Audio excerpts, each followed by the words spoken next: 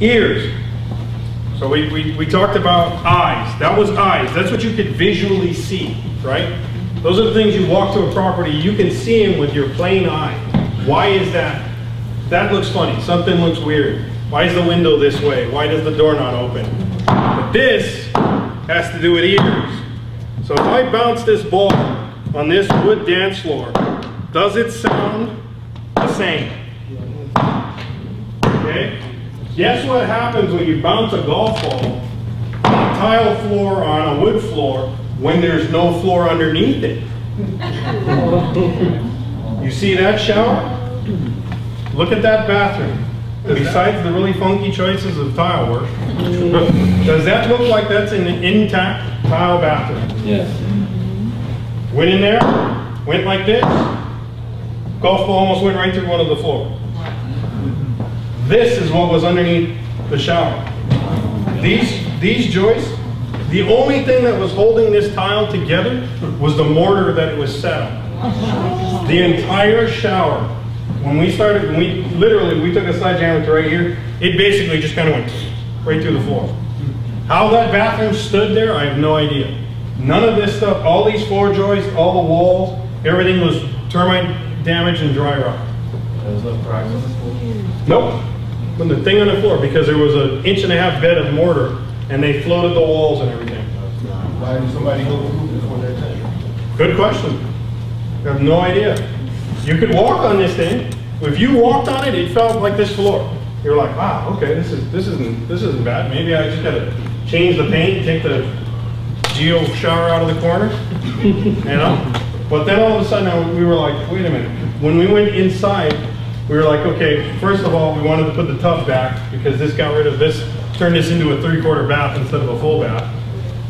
Wanted to put the tub back in. So we said, okay, let's tear off the tile around that wall. Well, we started tearing the tile off the wall and all of a sudden the corner fell out. And we're like, whoa, wait a minute, what's going on? We ended up taking the whole thing out. I mean, there's the existing tile sitting right there. It literally just kind of fall off of the 2x4. There was no, we had to basically reframe that whole bathroom. Fortunately, this would have saved it because I would have bounced that golf ball on the tile. I do it right now. I tested where I live right now. I was bouncing it on the travertine. Boom, boom, boom, boom, boom. Whoa, there's a hollow spot in the tile. Interesting. So, like I said, this will save you thousands of dollars. You know, for those, you can get some from Matt. Matt, like David said, he doesn't use these very well, right? whoa. I don't know, I heard he's got new tools. So, ears. Because a lot of times you're going to visually see something, but you walk around. How many people have walked on hardwood floors where like, like that? Well, okay. That doesn't necessarily mean that there's something wrong with the framing. You might just have a loose wood floor that needs to be maybe nailed down or something like that. Or maybe it could be sanded and resealed and it'll seal itself down and you'll be okay. You walk up steps, guess what? You're in a 1920s house or whatever. The chances are the steps are going to be pretty creaky. Those can be fixed. You can go in, wedge them up and things like that. So your ears will get you certain things. You hear drippy noises, you know, plumbing issues. You flush a toilet and all of a sudden you hear some funky noises in the wall. Okay, you might have a drainage issue. So pay attention to those things. Sorry. Isn't it possible that bouncing that golf ball on tile could break the tile? Chances are no. I mean, if you're going to bounce a golf ball on a tile floor and it's going to chip, you probably got bigger issues than that because that's some pretty soft tile. Most of it is porcelain or Mexican glazed tile, and a golf ball is not going to hurt it. I mean, that means that a plate dropping on it would dent the crap out of it too. So no, in that case, you should be okay. I mean, it's just one of those tests. Unless you want to take a stick or something and go bouncing around with it, that kind of thing. But it's just one of those little kind of tricks that I should say. Nose. Now, what do you see? This is always good.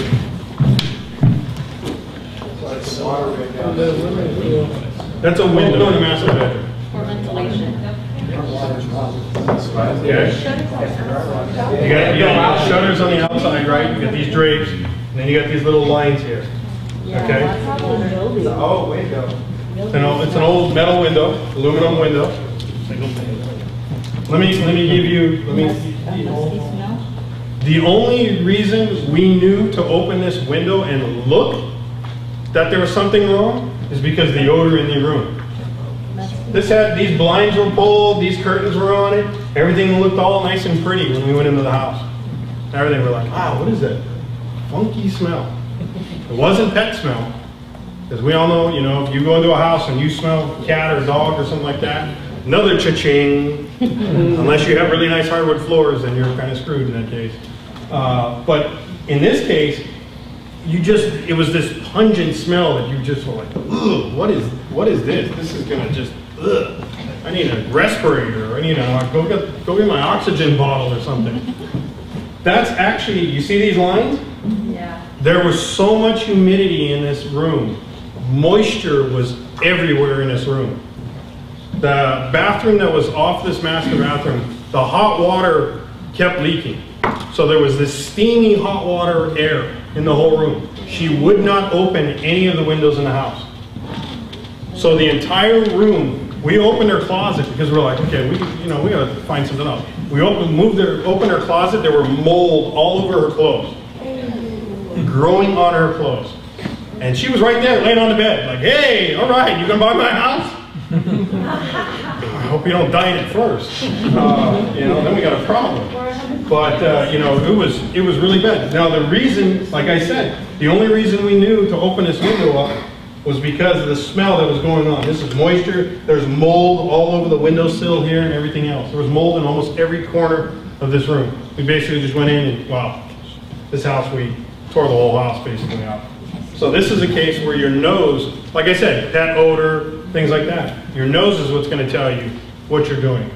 These are all things that are going to lead you up. Decisions that you make about flipping a house or rehabbing a house. So it's not necessarily, I'm not up here to tell you, okay, here's a hammer, this is what you should do, get the drywall, guess what, this goes in next, that kind of stuff. No, that's what a contractor or somebody else, or if you want to DIY it yourself, then you have that experience already. I'm here to kind of help you to get to the point to make the right decisions, to say, look, okay, these are some of the things that I've surveyed as I'm getting to buying the property. Okay? So now we get on to feet. What do my feet tell me? Well, in this case, look at the slanting ceiling here. So as you walked on the second floor, you kind of did this, and you couldn't really walk level. All the door jambs were off on one side of the house and everything. From one side of the house to the other, the house had actually sunk 4.5 inches. It was a 1908, 1909, I'm trying to remember what chestnut was. It was a Queen Anne Victorian. It was a historical home in Long Beach. Did it have the cement in the walls and stuff like that? It actually had, you know what was interesting? It had the cement fire stack and the little pieces, but the foundation was about this high. It was about this low, and it had seashells in it.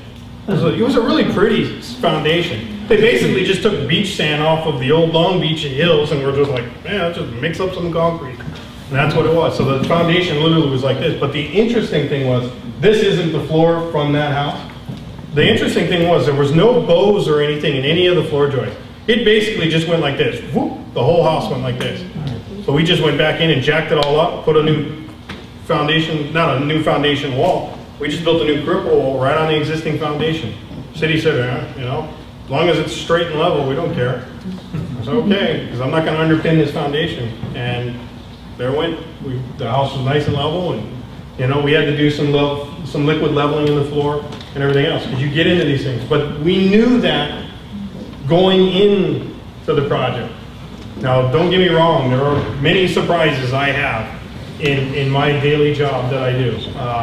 But the reality, Sati. Use the golf ball for that to see that the floor is slanted. You could have done that too. It was pretty obvious, you could feel it. I mean, it felt like an airplane kind of going the wrong way. Barry. What is the cost of jacking up the one side of the property? I think the whole renovation, I spent 53,000 to do the whole house. And what about just the one? Just that, it was my framing crew does it. I would say it probably added $3,200. The question was, would a structural engineer have to approve that?